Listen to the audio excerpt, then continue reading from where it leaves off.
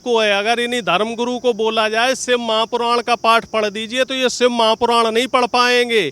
इन धर्मगुरु को बोल दिया जाए कि गीता के श्लोक पढ़ा दीजिए, सुना दीजिए, तो सारे श्लोक भी नहीं सुना पाएंगे। ये एक बार डिबेट में भी ऐसा हुआ था, एक धर्मगुरु जो है वो हनुमान चालीसा नहीं सुना पाए थे, फिर एक मुस्लिम ने हनुमान चालीसा सुनाई थी पूरी। तो आग भी तो आपने ही लगाई है। वही कहावत है साहब, पत्थर भी मारे अपनों ने और जहर पिलाया अपनों ने। और अपनों के सितम जब ऐसे हो तो गैरों के सितम से क्या डरना। अगर इंसान इंसान से लड़ेगा, इंसान इंसान का खून बहाएगा, तो ऐसा धर्म किस काम का है।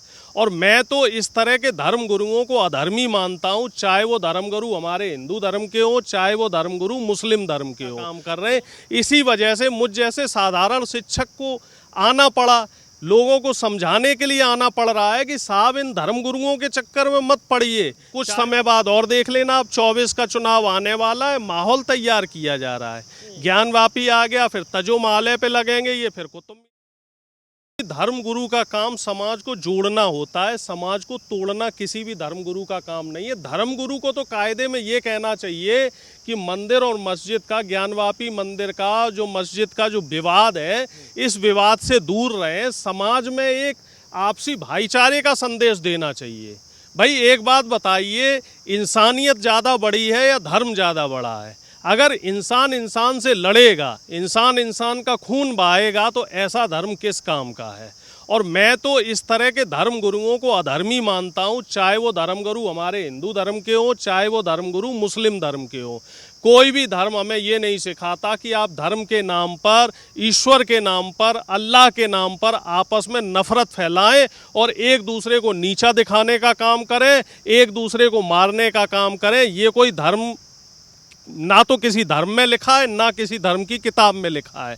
और मैं पिछले 7-8 साल से इस तरह का ये जो माहौल है, सांप्रदायिक माहौल देख रहा हूँ। जब से भारतीय जनता पार्टी सत्ता में आई है, तब से ये कथाकथित धर्मगुरु पता नहीं कहाँ से पैदा हो गए और ये धर्म में नफरत फैलाने का काम कर रहे हैं और जहर बोने का काम कर रहे हैं। इसी वजह से मुझ जैसे साधारण शिक्षक को आना पड़ा, लोगों को समझाने के लिए आना पड़ रहा है कि साहब इन धर्मगुरुओं के चक्कर में मत पड़िए। चाहे वो मौलवी हो, चाहे वो पुजारी हो, ये दोनों अगर इस तरह की बातें करते हैं और ये अपने आप को कार्यपालिका और न्यायपालिका से ऊपर मानते हैं, तो ये धर्मगुरु नहीं है साहब। ये सत्ता के लालची लोग हैं कि जो जितने ज़्यादा विवादों में रहेगा, जो जितनी ज़्यादा कंट्रोवर्सी क्रिएट करेगा, तो उसके लिए विधायक की या सांसद की टिकट भारतीय जनता पार्टी द्वारा तय की जाएगी और वो बड़े सदनों में पहुंचने का काम करेगा। सिर्फ और सिर्फ सत्ता का खेल है साहब। ना तो किसी को शिवलिंग की पड़ी है, ना किसी को अल्लाह की पड़ी है। ये और इस तरह से धार्मिक उन्माद फैलाना बंद कीजिए, लोगों को भड़काना बंद कीजिए।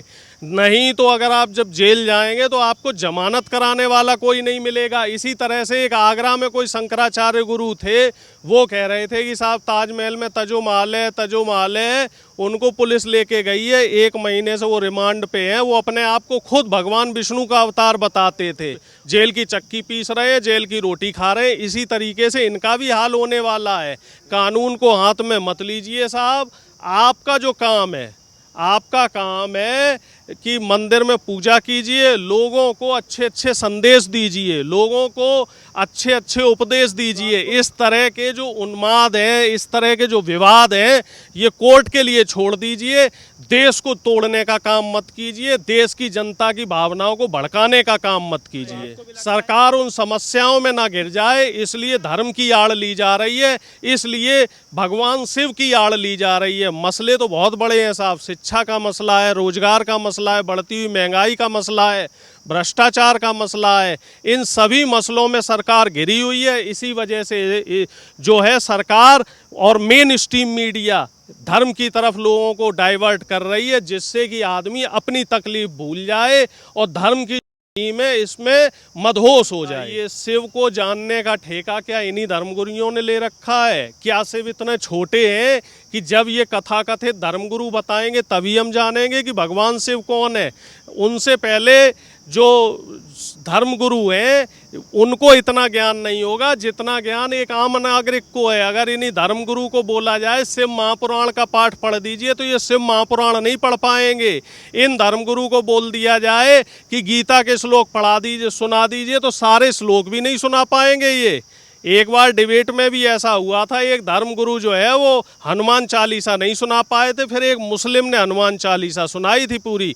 तो ऐसे धर्मगुरु जो है ये सिर्फ और सिर्फ जनता को भड़काने का काम कर रहे हैं, जनता की भावनाओं के साथ खेलने का काम कर रहे हैं और अपने लिए एक सस्ती राजनीति का रास्ता दिखाने का काम कर रहे हैं। ऐसे लोगों से समाज को बचाना है और मेरा आपके चैनल के माध्यम से यही संदेश है, ऐसे लोगों से बचिए, शिक्षा और रोजगार की तरफ ध्यान दीजिए, अपने जो युवा पीढ़ी है उसको संविधान पढ़ाइए। इन जो फालतू की ढकोसलेबाजियां हैं, कहाँ मंदिर है कहाँ मस्जिद है, पुरानी बातों से कुछ नहीं मिलना है। आगे भविष्य की बात कीजिए, भविष्य की बात कीजिए, पीछे की तरफ मत जाइए। आस्था के नाम पे जनता की भावनाओं से साथ खिलवाड़ नहीं करना है। मैं सिर्फ हिंदू की बात नहीं कर रहा हूँ, मैं मुसलमानों की भी बात कर रहा हूँ। कोई ये सोचे कि मैं अधर्मी आदमी हूँ, मैं शुद्ध धर्मी आदमी हूँ, शुद्ध सात्विक हूँ, डेली भगवान का पाठ करता हूँ। कोई ये ना समझे कि साहब मैं नास्तिक हूँ, मुझसे बड़ा आस्तिक कोई नहीं होगा। लेकिन धर्म के नाम पे जो ये मंडियां लगा रखी हैं, धर्म के नाम पे जो ये बाजार गरमाया जा रहा है, धर्म के नाम पे ये लोगों को लड़ाया जा रहा है, ये चीज़ गलत है।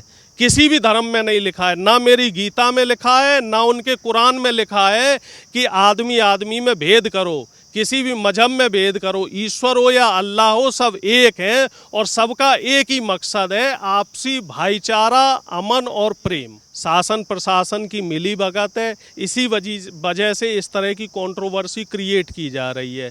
और ये कोई पहला मामला नहीं है, इससे पहले भी इस तरह की कंट्रोवर्सी क्रिएट कराई जा रही है। और इसमें WhatsApp university BJP IT cell माहिर है, तो इसको जनता को अच्छी तरीके से समझ जाना चाहिए। और मैं तो साफ तौर पे ये देख रहा हूँ कि जनता इन चीज़ों में रुचि नहीं ले रही है, जनता टीवी पे ये सब नहीं देख रही है, क्योंकि जनता इस समय परेशान है, बढ़ती हुई महंगाई से परेशान है, भ्रष्टाचार से परेशान है, बेरोजगारी से परेशान है। सरकार को इस तरफ ध्यान देने की ज़रूरत है, ना कि ये कोर्ट के मामले हैं, कोर्ट के पास रहने दीजिए, कोर्ट फैसला ले लेगा।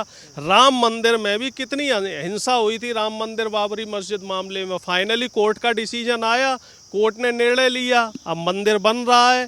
तो इसी तरीके से ज्ञान व्यापी में जो होना है वो कोर्ट को निर्णय लेने दीजिए, आप अपना काम कीजिए। भाई गड़े मुर्दे उखाड़ने से क्या मिलेगा, आगे की बात करो ना साहब। आगे भविष्य में क्या करना है, बच्चों को कैसे नई टेक्नोलॉजी की तरफ ले जाना है। हमारी तरफ से जो टॉप ब्रेन है, हमारे इंडिया में भी एक सर्वे आया था, टॉप ब्रेन सब यूएस अमेरिका में जा रहा है। किसी को इंटरेस्ट ही नहीं है यहाँ मंदिर मस्जिद में क्या हो रहा है क्या नहीं हो रहा है। लोगों को रोजगार चाहिए, लोगों को नौकरी चाहिए, लोगों को बेहतरीन सुरक्षा व्यवस्था चाहिए, तो वो सब चीज़ें आप मुहैया कराइए। ये सब आरएसएस ने ही यही धार्मिक मुद्दे शुरू किए। जब 2014 में बीजेपी की सरकार बनी तो आरएसएस के मोहन भागवत की तरफ से ये बयान गए कि हर हिंदू 6 बच्चे पैदा करे, 10 बच्चे पैदा करे और आधे बच्चे शाखा में भेजे, देश को बचाना है, हिंदू राष्ट्र बनाना है। और अब ही मोहन भागवत ये कह रहे हैं कि मंदिर मस्जिद क्यों खोद रहे हो, मस्जिदें क्यों खोद रहे हो। तो आग भी तो आपने ही लगाई है। वही कहावत है साहब, पत्थर भी मारे अपनों ने और जहर पिलाया अपनों ने। और अपनों के सितम जब ऐसे हो तो गैरों के सितम से क्या डरना। आग लगाने वाला ही पेट्रोल छिड़कने का काम कर रहा है कि बीजेपी और आरएसएस सिर्फ और सिर्फ आग लगाने का काम कर रही है। और ये जो मोहन भागवत जी का जो ये बयान है, ये आग में पानी डालने का काम नहीं है, ये आग में घी डालने का काम कर रहे हैं। ये और इनडायरेक्टली एक मैसेज दे रहे हैं आरएसएस के लोगों को कि आप साहब इन चीज़ों को और बढ़ावा दीजिए। होता है ना, जब दो लोग लड़ते हैं और बीच में जो बचाने आता है तो वो बचाने नहीं आता, बीच में जो रोकता है इनको उसका साफ संदेश होता है कि साहब आप और लड़िए। तो मोहन भागवत के जी का जो ये बयान है इसके कई मायने हैं।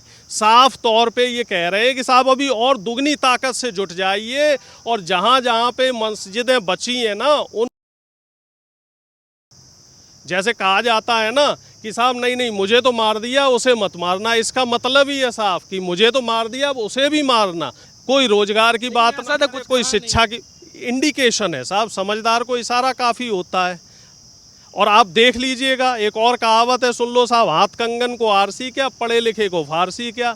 जब कुछ समय बाद और देख लेना, अब 24 का चुनाव आने वाला है, माहौल तैयार किया जा रहा है, ज्ञानवापी आ गया, फिर तजो माले पे लगेंगे ये, फिर कुतुब मीनार पे लग जाएंगे ये, उसके बाद ये जामा मस्जिद पे लग जाएंगे, और जितने भी मुस्लिमों के मूवमेंट्स हैं, जो स्मारक हैं, इन सब की खुदाई पे लग जाएंगे। इनका अब काम ही यही रह गया है, ना तो इस देश में शिक्षा की बात होगी, ना इस देश में रोजगार की बात होगी, ना इस देश में बढ़ती हुई महंगाई की बात होगी।